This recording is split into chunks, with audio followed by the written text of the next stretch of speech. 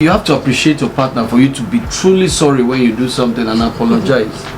It looks like you're gonna shade me in this video. That's what you're trying to do. Giving points. I feel like you're just pointing fingers at me.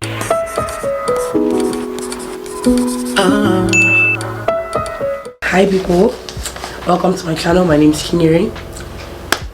Today we just want to do a very light-hearted video, and my husband is here today. You guys have not seen him in a long while, but this video is a video I wanted us to do last year, but we're here to do it now. I'm not sure if Mr. Abang has all his points. I really don't think he does, because I think he's been thinking this video is a joke. We're supposed to give 3 points or 3 things that we think can jeopardize a marriage or a relationship.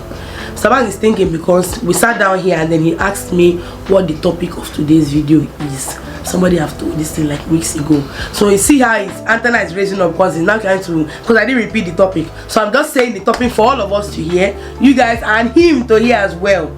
So we're supposed to list out 3 points, things that we think from personal opinions that can jeopardize a marriage or a relationship. I actually have about 5 points down, but I'm going to just cut them and I'm just going to share 3. And I'm going to just let you guys know, first of all, that we're probably not going to agree. There might be a bit of back and forth between us because we've discussed this a little bit and there was already like a long like back and forth. No, I don't think so. I think that's fine, that's healthy. But yeah, welcome. Say hi to Mr. Abang. If you enjoy seeing him on my channel, please give the video a thumbs up already. If you want to see him again, give the video a thumbs up, and if you're not subscribed, please subscribe. If you hear me sounding kind of weird, I have a cold, so let's get into the video. I think you should go first. Why don't you go first? Okay, I should go first.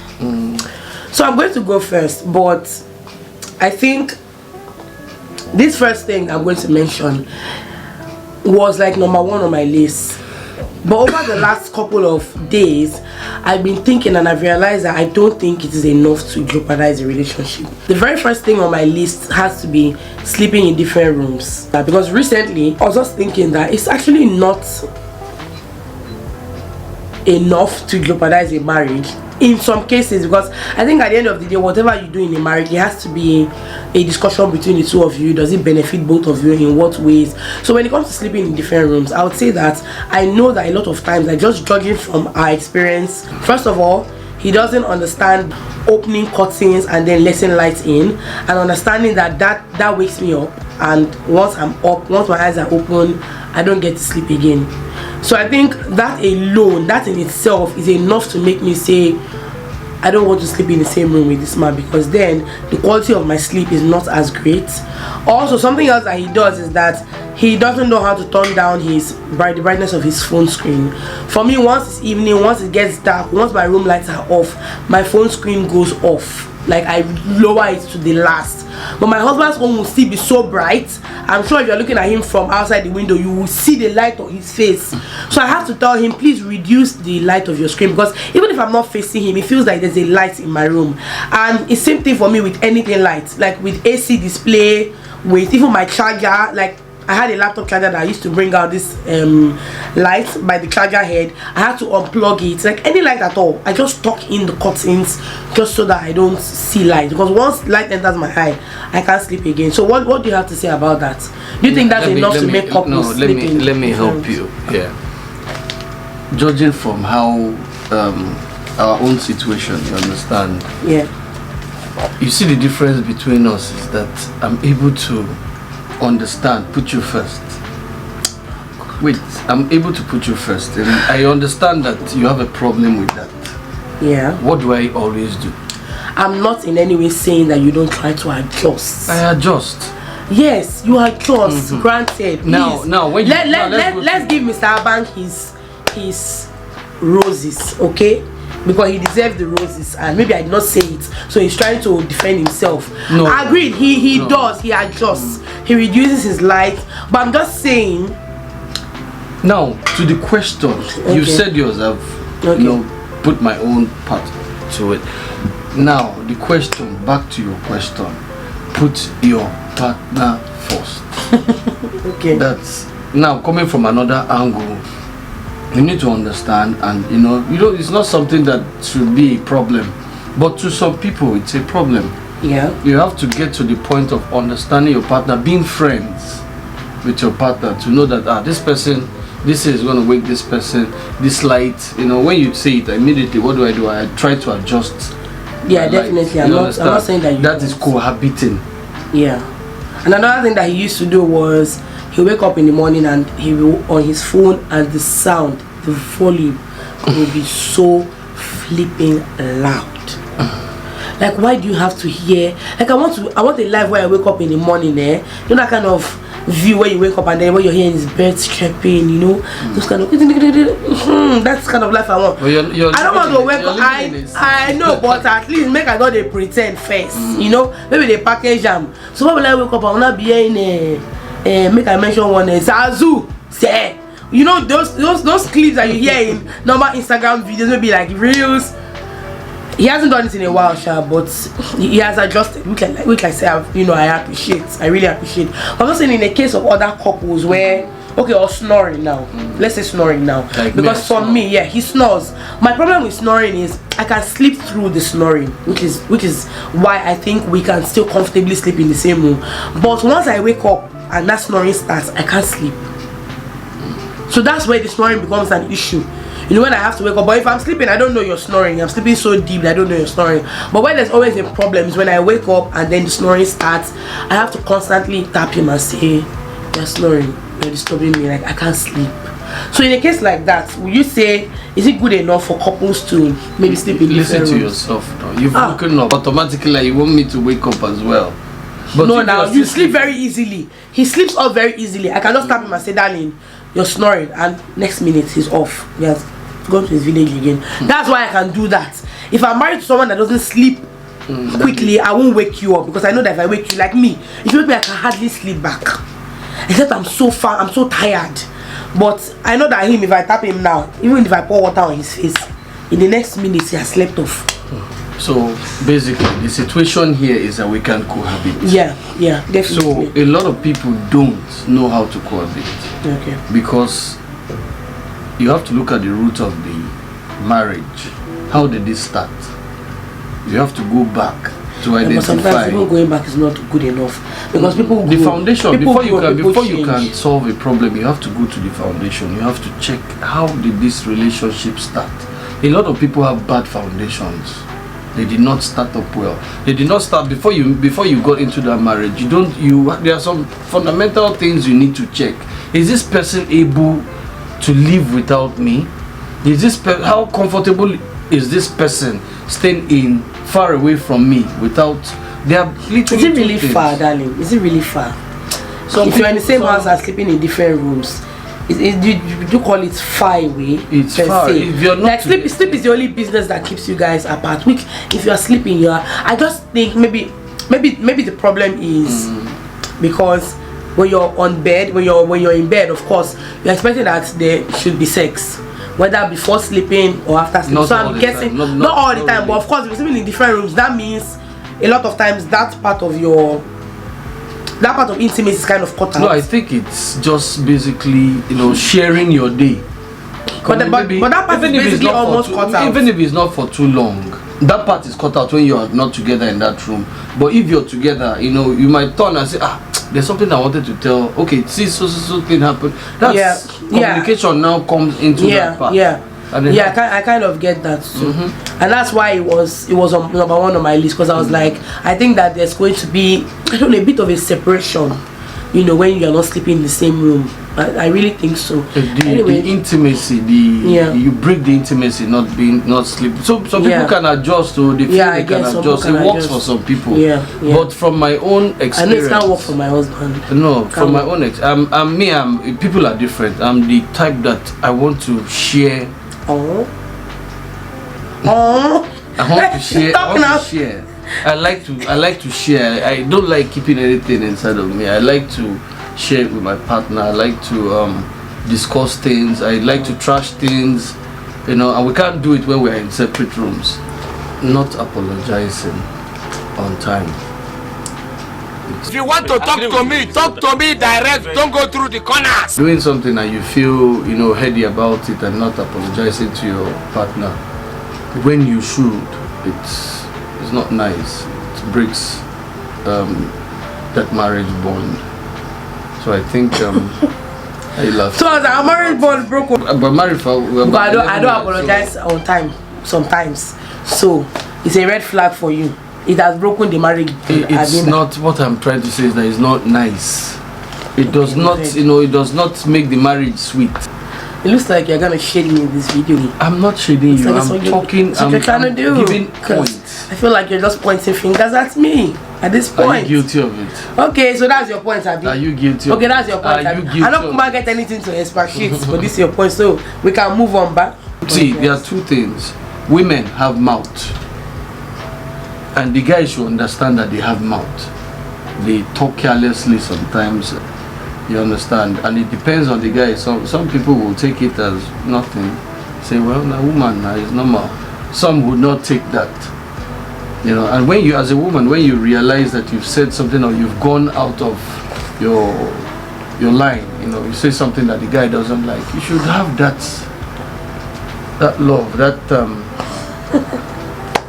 it's how you're using you, I told you. You came to attack me on my channel. That I'm talking generally. Okay. Oh, really? Well, no problem. I forgive you, Sha. So I don't know. I've always been forgiving you. You're a naughty girl sometimes, but I forgive you. Okay, so that, are you done with that one? Yeah, that's the point. No vessel. My second point has to be not having too much maintenance sex, and we're going to expatiate on it. What do you think about that? The body of a woman is different from the body of a man. Let me just say, if you don't know what maintenance sex is, basically it is sex that you have, like when you're in a marriage or in a relationship where one partner wants to have sex, the other person doesn't want to, but you just do it anyway, just to, keep the body oiled, keep the body moving, keep body and soul together, whatever. When it's getting to a point where you're beginning to see sex as a routine, that means you're probably having too much maintenance sex. You're having sex because your partner says they want to, you don't want them to be offended, you don't want them to feel unwanted, you don't want them to feel, what's that word, rejected, so you just do it. So yeah, that's my second point. I think this is a very, very serious issue, and it breaks a lot of homes. Yeah, it does. It's not something to take lightly or take like it's nothing. It's actually something. It's a serious matter. You understand? Because the body of a man is different from the body of a woman. Agreed. And it works in different ways. Yeah. There are times that the women, maybe they have. It depends on the drive of the sexual drive of either the guy or the girl. It depends. I can't really say it's the men that have more drive or it's the women that it's the men that have more drive. No. I know you want to agree. No, there are cases where the women have more drive. Yeah, but if we have to generalize based on majority. Based on majority, darling. It's not a perfect analysis like that. You can't say. I know it's not perfect. I know. You can't say. I know, but let's just say that we have to generalize. Let's be honest with ourselves. You see, sex is the oil of the marriage. You have to understand that it's what keeps the marriage functioning well. Marriage is like, let me use like a vehicle. Yeah. The oil that you put in the vehicle is what keeps what keeps the oil moving. Yeah. The fuel. So it avoids friction. To avoid frictions. The fuel plays its own role. Maybe the fuel is the patience and understanding. Yeah. Okay. The steering is the communication. Everything basically is how marriage is built. I'm just using it like a vehicle to illustrate it. Yeah. So the oil is what keeps the car going, that refreshes the marriage and makes one not to feel abandoned or dejected and rejected and unwanted. Yes. Wow. Okay, but you get what I mean. You've not really said a lot about talking about maintenance sex, because how does that then work if you're having too much maintenance sex? It depends on both. It depends on the partner now. You have to. If it's becoming a problem, then have a schedule, have a timetable. Okay, this is okay. So you already know. You walk towards it. Yeah. But I don't think having a timetable should you know. I think it will work sometimes. You know, I guess. For me, sex is something that can happen at any time. Yeah, that's how it is. It's great for it to be spontaneous. But if you're saying that it is the oil of a vehicle, that means that oil is needed. So even when you are not at that point where you can give that oil, the oil must be bought. It's not like saying that you need fuel in your car. Even if you are broke and you need to go out, you guys to need to find that money to buy that fuel to move. So that's where maintenance sex comes in. That even if you're not there, you have to be there. That's where putting your partner first too comes in. And that's why it's maintenance sex now. That's why there is a thing like maintenance sex. But the whole idea is when it starts to become too often. It now starts looking like a routine. And I get that because anytime I post things about sex, I would always get messages from women talking about how sex is an issue. And that's why I say I feel like majority, most of the time, the men are the ones with like the higher sex drive or like more demanding of sex and all of that. Identifying that you're having too much of maintenance sex maybe is one. So knowing that you are beginning to just give yourself too much and not try to get into it completely.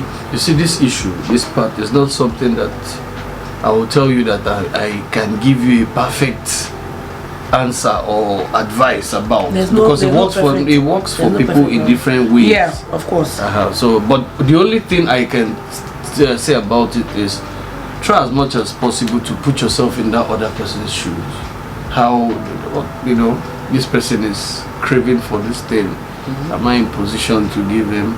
I'm not in a position. I make that person understand that, guy, in a very, very, you know, loving way, in a way that is acceptable, and the guy immediately will understand.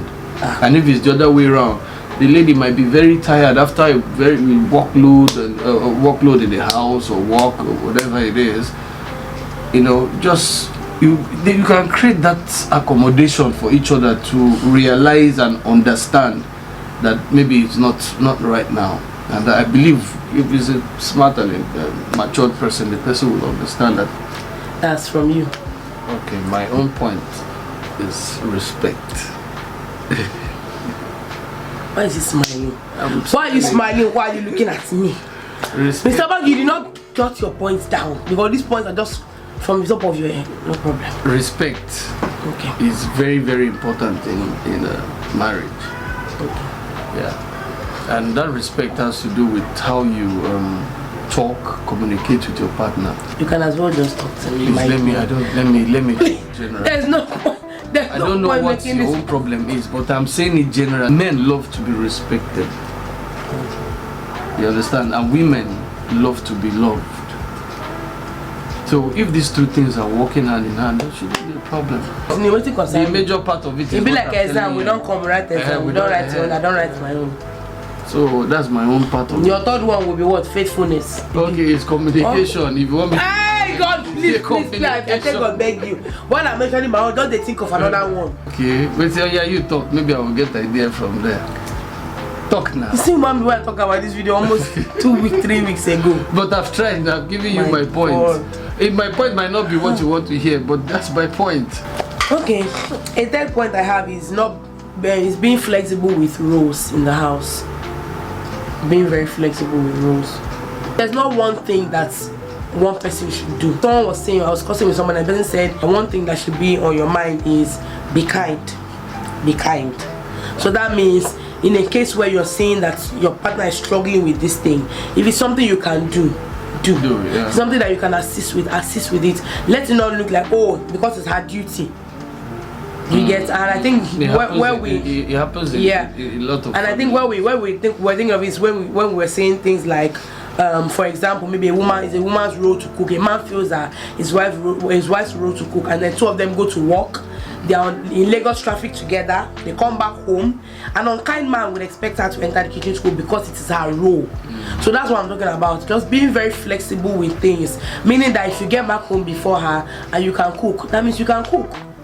Because kindness is top of your list. That's the thought that you have in your head, and I think it applies to so many other things as well, right? It does, yeah. What do you have to say? Yeah, basically it's still part of putting your partner first. You know, if that one is busy and all that, nothing wrong in doing the needful, standing because I think maybe 2 of you are supposed to be standing in as one. And if you know that you two are tired, buy the food. Yeah. If it comes to food, and if it comes to house chores and all that, you can always assist. Yeah. I don't think it should get to the point where you leave all those. You say this is a woman's job or this is a man's job. Yeah. I think we both play hand in hand. We should both assist. Work together. Each other. Yes, it should both assist each other as much as possible. When one is, falling short, the other one should be able to help and bring the other one out without complaining. It's a good point. Thank you. I'm smart, right? Like I help you to cut things, do things in the kitchen. I did try and I know you. Then with the choppers. Now them are you. We're going to the next house. So no, come on, it's not about you being an all you needed to do was jot 3 points down. Like that was all you had to do. I don't like what you are doing now. Okay. Oh yeah, you bring the points now. Bring the point, let me help. Okay, so let me just bring the last point. I'm helping Mr. Abbas out and I'm not finding it funny really. Go ahead. The last one is having dates without the children or like staying without the kids. What do you have to say about that? Do you think it makes a difference?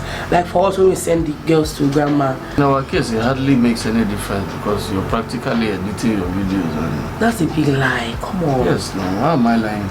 So we don't spend any time together? It's occasionally. Very occasionally. And I know that that's the time you can spend to do your videos. Watch some. That's when you won't choose to watch your series. My series, like we don't watch TV together. We watch movies now, but it's not like in fact we edit most of the time. That's the truth, which is fine. It's your work. You gotta get done with what you gotta do. So are you actually trying to say that there's not much of a difference when the children go? There is, but it's not as much as you want. Not as I'm guessing maybe letting the children go and you guys leaving your home is where there'll be much of a difference. Perhaps, yes. Because if you're in the same environment where you work, I work from home. So if my children are out, that means I'm giving myself more time to work. But then if I move out of here, let's say we go to a hotel and I'm not carrying laptop. Of course, we get to spend more time together. We're in Dubai for 7 days. Don't talk about Dubai. Don't talk about Dubai. You know Dubai. My wife was practically editing. Darling, you know Dubai was pressure.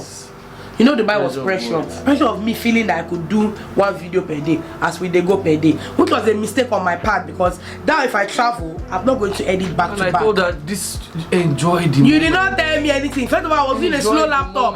I was in a very slow laptop. It's slow die. It's slow pieces. As in, if I tell you slow, it's slow more than snail. Well, that's the journey of our life. Exactly. It takes up so much of your time. Really, I'm looking back now that even the times we were not out with incel tourism on tours that they had arranged for us, we could have just walked around Dubai. We could have just strolled around Dubai. But then me, I'm back home like, oh, how will I get this video up? So yes, it was a mistake on my part. I hope you guys enjoyed this video. Leave comments, let us know, tell us things that you think can jeopardize a marriage or a relationship, or what you guys think about the points that we put forward, right? Yeah, and understand that we're not perfect. We're growing. Everyone should grow. And from the points you heard from us, you can also work on them in your own marriages and relationships. Okay. It was good to have you. I'll see you in my next video.